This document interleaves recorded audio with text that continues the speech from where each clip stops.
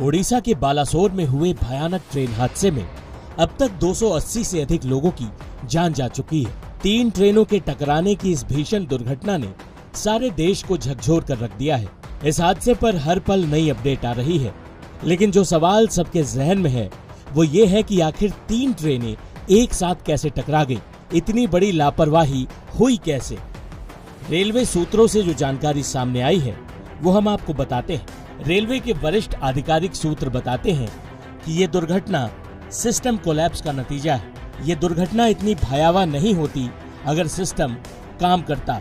Railway सूत्रों का कहना है कि कोलकाता के शालीमार से 12,841 कोरोमंडल एक्सप्रेस तय समय पर चल रही थी। सांतरागाछी में ट्रेन 4 मिनट की देरी से पहुंची। वहीं खड़गपुर में भी ट्रेन अपने तय समय से 3 मिनट की देरी से चल रही थी।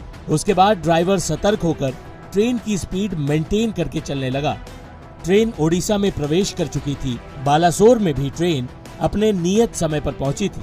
कोरोमंडल एक्सप्रेस वहां से करीब 25 किलोमीटर ही आगे बढ़ी थी कि बहनागा बाजार की एंट्री पर स्थित पॉइंट्स पर कुछ दिक्कतें हुई। इसके बाद ट्रेन के कुछ डब्बे पटरी से उतर गए। यूं तो दुर्घटना की वजह का अभी तक रेलवे ने खुलासा नहीं किया है, लेकिन रेलवे के सूत्र बताते हैं कि इस कोरोमंडल एक्सप्रेस की किसी मालगाड़ी से कोई टक्कर नहीं हुई।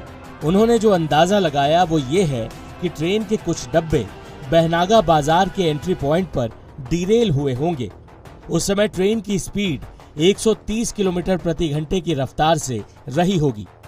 ऐसे में पटरी से डब्बे उतरने पर भी उनका 400 से 500 मीटर तक बढ़ते जाना आम बात है। इस बीच कोरोमंडल एक्सप्रेस के कुछ डब्बे लूप लाइन और दूसरी मेन लाइन पर आ गए। उसी समय बगल के लूप लाइन पर मालगाड़ी खड़ी थी।